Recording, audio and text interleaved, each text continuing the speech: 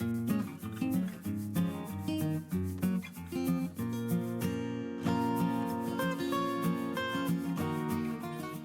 tout le monde, c'est Lydie et bienvenue dans cette nouvelle vidéo. Si vous voyez cette vidéo, c'est que soit vous avez participé à ma crop, soit vous m'avez acheté le kit pour faire ce mini, ou alors j'ai décidé de partager publiquement la vidéo bien après la crop. Cette vidéo accompagne la fiche technique du mini, elle vous permet de mieux visualiser le mini sur tous ses côtés et vous aidera à construire la structure du mini album. Avant de vous présenter le mini, je vais vous montrer le contenu du kit. Tout d'abord, sur la pochette, il y a du masking tape doré. J'en ai mis partout dans ce mini, donc ça vous servira à mettre aussi vos petites touches de doré par-ci par-là. Ensuite, vous avez 4 enveloppes et 3 doubles cartes. Vous avez un morceau d'acétate, une pochette plastique pour faire la pochette fusée, des découpes papier ainsi que des embellissements bois,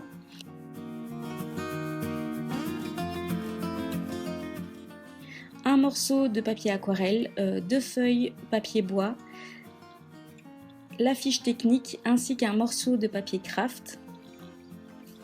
Vous avez une petite pochette avec une fenêtre, un morceau de calque déjà imprimé, pré-imprimé et tous les die cuts ainsi qu'un morceau de corde.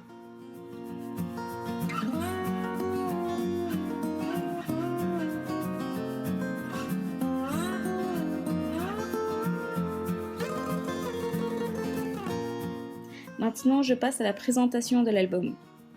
C'est un album fait à base d'enveloppes, il est fermé à l'aide d'une corde, il est très craft, tout est fait sur base de la couleur des enveloppes qui sont des enveloppes de couleur craft, ce qui lui donne un petit côté voyage, vintage et road trip, d'où son nom.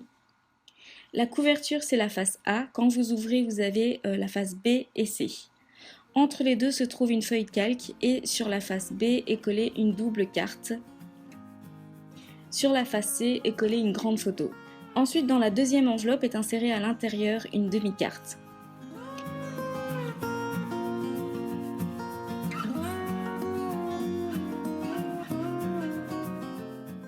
Ensuite, quand vous tournez, vous avez la face D et E. Entre les deux faces, vous avez la pochette avec la petite fenêtre, ainsi que la pochette fusée.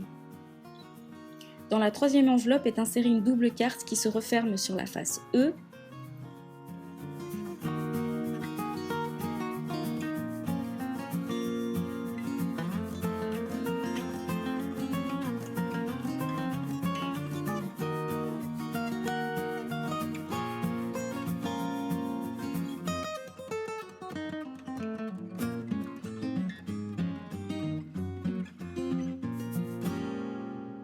Quand vous tournez, vous avez la face F et G.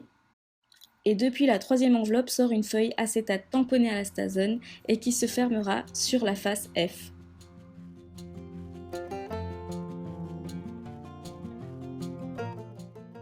Donc voilà pour la présentation. Maintenant, passons à la construction. Pour cela, vous allez prendre les 4 enveloppes, vous allez en fermer 2 et laisser les 2 autres ouvertes. Ensuite, collez une enveloppe fermée à une enveloppe ouverte. Ensuite, prenez votre petit morceau de craft et coupez-le aux mesures indiquées sur la fiche technique. Pliez-le ensuite à 1 cm du bord des deux côtés. Coupez les coins en biseau. Ce morceau va vous permettre d'assembler vos enveloppes ensemble. Vérifiez bien que vos enveloppes qui ont la partie ouverte sont à l'extérieur de votre album, car elles vont être vos couvertures. Vous pouvez insérer à l'intérieur de ces enveloppes ouvertes un morceau de cartonnette pour rigidifier la couverture de votre album. Collez ensuite la languette entre vos doubles enveloppes.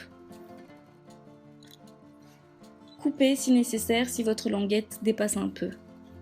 Ensuite, prenez les 2 enveloppes du centre et coupez sur toute la longueur pour ouvrir vos enveloppes. Prenez ensuite votre morceau de calque pré-imprimé. Coupez-la aux mesures indiquées sur la fiche technique, tracez la marge et passez légèrement au cutter pour marquer le pli. Ensuite, collez la marge de la feuille calque sur la face B. Collez ensuite une double carte sur la face B de façon à ce qu'elle s'ouvre de gauche vers la droite.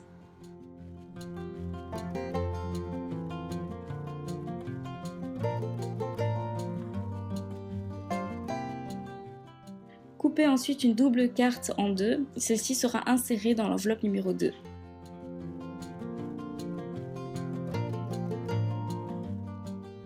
Collez ensuite la languette de votre pochette à fenêtre sur la face D. Entre les deux faces, il y aurait également la pochette fusée. Maintenant, je vais vous expliquer comment faire la pochette fusée. Donc prenez vos accessoires et la fuse tool, laissez-la chauffer assez.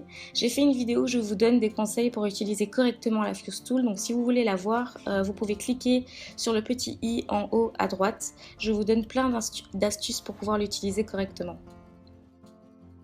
Donc j'insère ensuite une photo que j'ai collée dos à dos et je fuse juste en dessous pour la maintenir dans la pochette.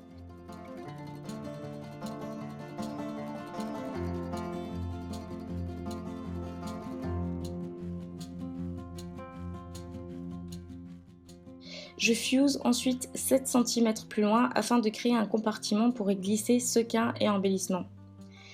Mais si vous le désirez, vous pouvez mettre des photos également dans le bas et le haut de la pochette. Rien ne vous oblige à faire un compartiment avec des sequins. Vous pouvez vérifier les mesures sur la fiche technique.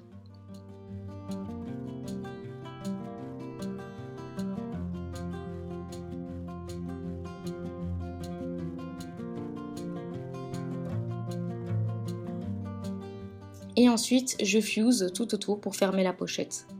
Je fuse également des petits traits sur la marge afin que la colle adhère bien. C'est cette marge que je vais coller dans mon album. Donc je vais mettre de la colle sur la marge et coller la marge dans le centre de mes enveloppes, mais sur la face E. Je plie bien la pochette, donc je marque vraiment bien le pli de la pochette plastique afin qu'elle reste fermée. Ensuite, prenez votre dernière double carte.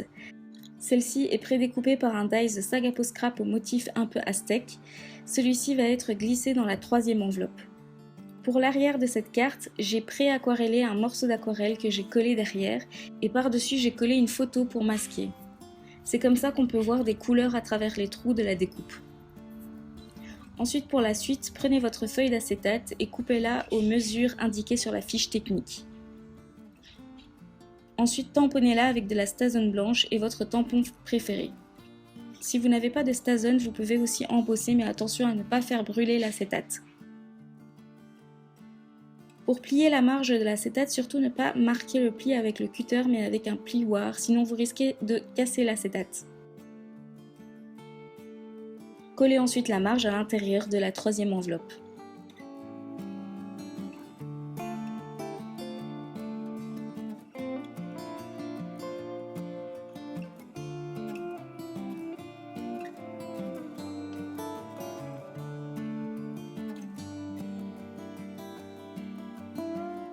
Et voilà pour la structure. La suite n'est autre que la déco et l'ajout des photos. C'est la partie préférée de toute scrapeuse. Pour cela, je vous conseille de suivre les photos en détail de chaque page.